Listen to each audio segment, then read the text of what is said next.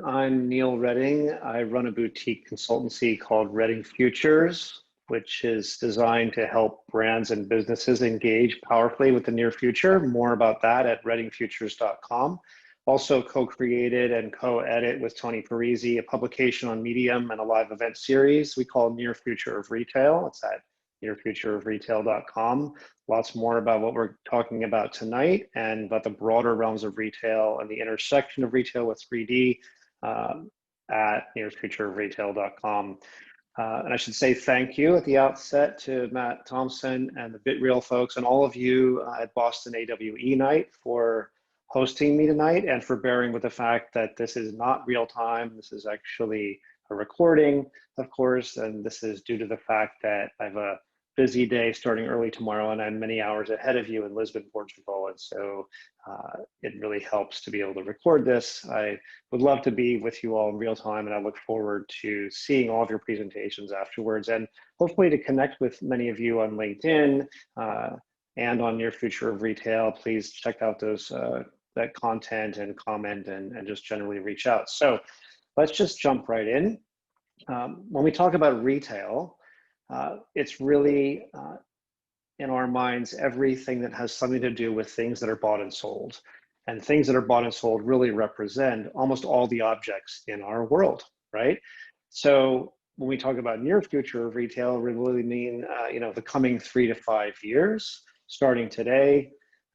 And so the near future of retail is really about all the ways that the things that we buy and sell and all our activities around them are changing in the coming 3 to 5 years. And they're changing very rapidly, right? There's so much we could say about how retail is evolving. Certainly the last 7, 8, is it 9 months now, of COVID have accelerated the deeper, more structural changes that have been underway for quite a while. Digital really permeating all aspects of how we buy and sell and discover and fulfill on things that we want, things we want to buy, and how COVID lifestyle has shifted what we value, maybe fewer outfits, fewer items of clothing, more things for our home and so on. But what's really most interesting about retail in a broad sense, to my mind, is that it's deeply interwoven with what we value most as humans, value enough to exchange our hard-earned money for, right? And so it's deep in there. It really represents what we care about. And this is still a very broad frame, right? And, for tonight, though, we are going to really focus on what I would call the end of distance. And by this, I mean the accelerating shifts that are making physical distance less and less relevant and impactful.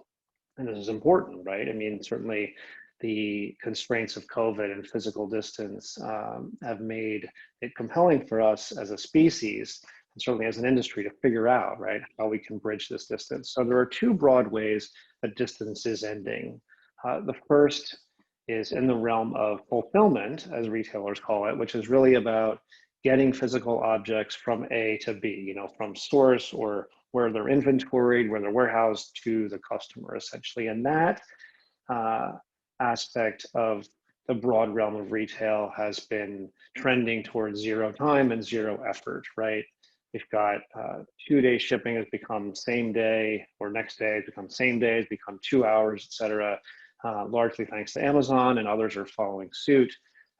Also, the level of effort required to actually purchase and get fulfillment has gone from 1 click to, we're approaching this kind of 0 click, as Scott Galloway has talked about, algorithmic commerce that will anticipate what we need and want before we even take any action, or in lieu of our taking any action.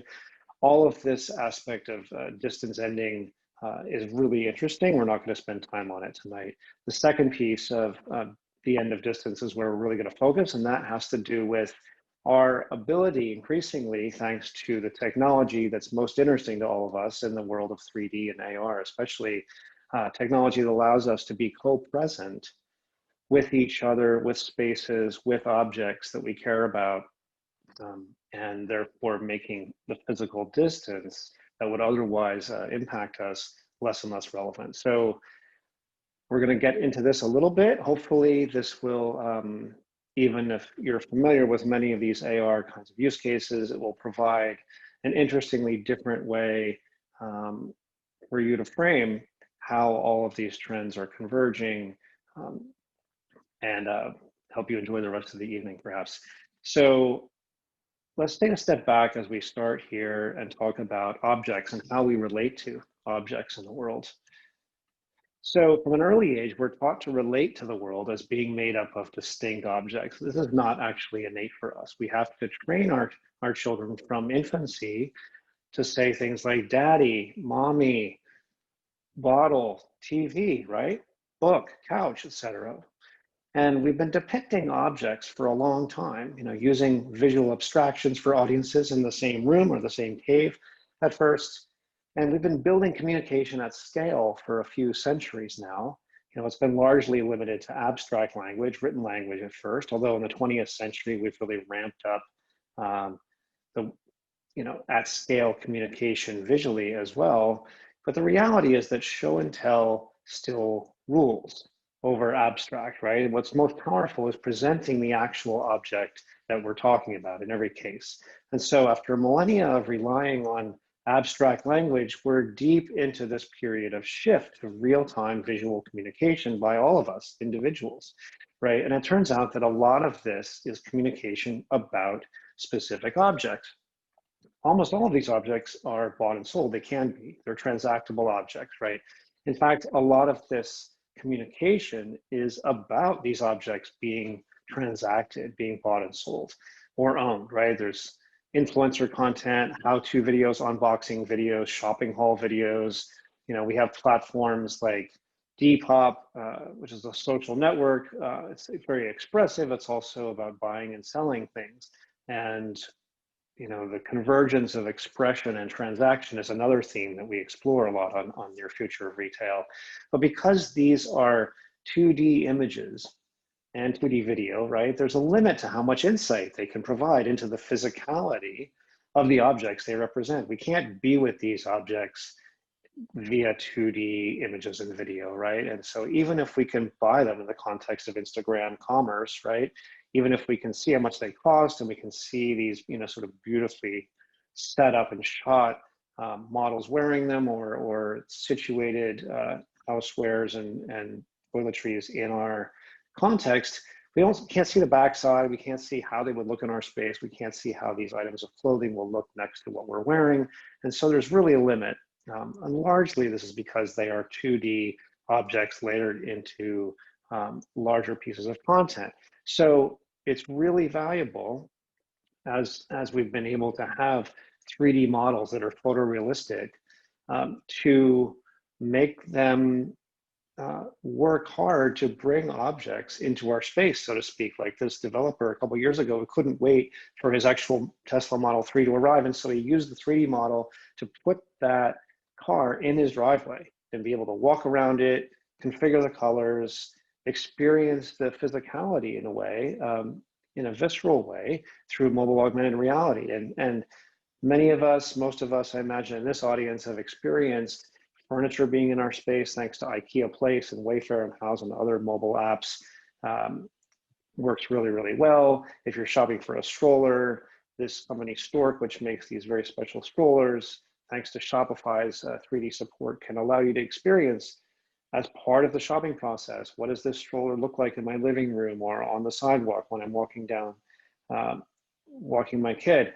How does it look when I fold it up and put it in the back of my car? All these are important when I'm considering, do I want this stroller? Is it gonna fit into my life so I can bring this object into my space, thereby kind of collapsing the distance, if you will, between me and this object.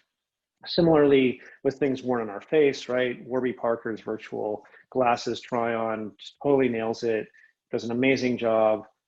It's actually stunning, even to me, who've been following AR and VR for a long time, doing lots of work in this space. The way these glasses look on my face when I'm using Warby Parker's mobile app is totally convincing. The reflectivity, the shape, the shadows, everything just looks totally realistic. Makeup, of course, we've been seeing this evolving for many years, but thanks to facial recognition being really a solved problem, any kind of object or material or modification that goes on our face works really, really well. Taking this a little further, any of you who may have tried simulating physical apparel for purposes of try-on or augmented reality layering know that it's a very hard problem to solve. Largely the physics of fabric and reflectivity and lighting and so on, very difficult to do. We'll eventually get there. Meantime, though, Gucci is, this is an article from, I guess, a couple of months ago in September, but putting it out there in a bit of a provocation, but creating virtual apparel, not just for try on, but for actually wearing in a digital context, right? And of course, the past 7, 8, 9 months, we've all been, as we are now, virtually present with each other. Even meetups, right, are happening virtually. And so it's compelling to think about and to invest in for many brands and businesses, making these objects actually present in our space digitally. So it's not surprising then last week when we saw, world-class makeup and beauty brand L'Oreal introduce the first virtual makeup line. So this is just taking the natural next step from face filters, which we're all comfortable with now, right? And just saying, this is makeup that is entirely digital, entirely virtual, for wearing in an entirely virtual context like we are in most of our days if we're professionals, right? Or even, in social contexts, this is really compelling. So I think we're going to really look back at this as a watershed moment, a transition moment where being able to be with digital representations of physical things like makeup, like accessories, and other objects has become normal because we're all spending so much more of our lives in digital space. And one other example I'll mention, which I think is really interesting, on Snapchat, Kohl's and Levi's have been working together to make it so that any of us can try on, whether it's denim jackets or other kinds of clothing. Again, it's this kind of convergence of expression and transaction that we think is super interesting. And also, again, collapses the distance between me, wherever I happen to be sitting, and this Levi's denim jacket or other apparel products I can now, however imperfectly, but well enough in order to make a purchase decision, try on and see how I look in them.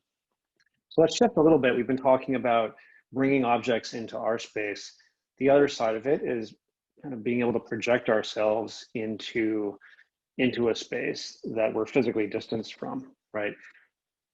This example is an amazing one. It's not IKEA, but IKEA is actually using this approach. This is not a photograph. This was not the result of a photo shoot and a painstakingly arranged set of furniture products in a room. This is all 3D rendered in a photorealistic way. And this is how IKEA is doing more and more, I think by now the majority of its catalog visual production, both in paper and online. And of course, not having to be physically together with the products and with other people to create a photo shoot and to do shoots of all their products is a huge time saver, and also actually works during COVID when you can't be physically present with people or things or travel in that way. So we can now effectively project ourselves into these spaces for purposes of this kind of use case. Taking a little further, this is Obsess, who you may have seen, creating virtual storefronts. This is kind of 2.5D. It's not really fully 3D in terms of being able to navigate through it. But for many of us who have really missed being in beautifully merchandised showrooms with the sensory experience of product, it's starting to move in that direction, right? It's not a replacement for being physically present in a showroom, but it really is compelling if you're interested in shopping for apparel, handbags, this kind of thing. Our hosts BitReel are taking this further, creating photorealistic, really kind of experientially and in terms of navigation, compelling and convincing 3D representations, simulations of the showroom for high-end furniture retailers like Beau Concept and Hellman Chang and so on. And so there's an audio layer to it, there's haptics emerging, and so you can actually have the experience of being in a sensorially compelling satisfying, viscerally engaging showroom while you can still engage with the products and then bring them into your space using mobile augmented reality. So all of this is advancing really rapidly, and again, allowing us to make the physical distance of us from the showroom like this and from the product, the furniture, et cetera, the housewares, less and less relevant, and really ending the relevance of that distance. And to be fair, I mean, mobile AR still is, has many limitations, right, as we know, and it may take AR glasses, maybe they're popularized by Apple, or Mojo Vision, or others working on AR contact lenses. I mean, this is a recent photo, but both AR glasses and contact lenses are advancing really rapidly. We're clear that in the near future, again, the next 3 to 5 years, certainly this decade, we're going to see AR layers and objects be present in a really realistic way in our space as we move throughout the world. And again, we cover a lot more depth and breadth of all this on Your Future of Retail. So thanks. Hopefully this has been a great introduction to the evening, or a palate cleanser, depending on when you're experiencing it. Hopefully it sparked a little bit of imagination. I'd love to hear, and I know Tony would as well, what your thoughts are. Please engage with us on LinkedIn. Check out our content on Your Future of Retail, comment, share it. Or you can just reach out to me at Reading Futures, and we'll be in touch that way. So thanks again for your time, and have a great night.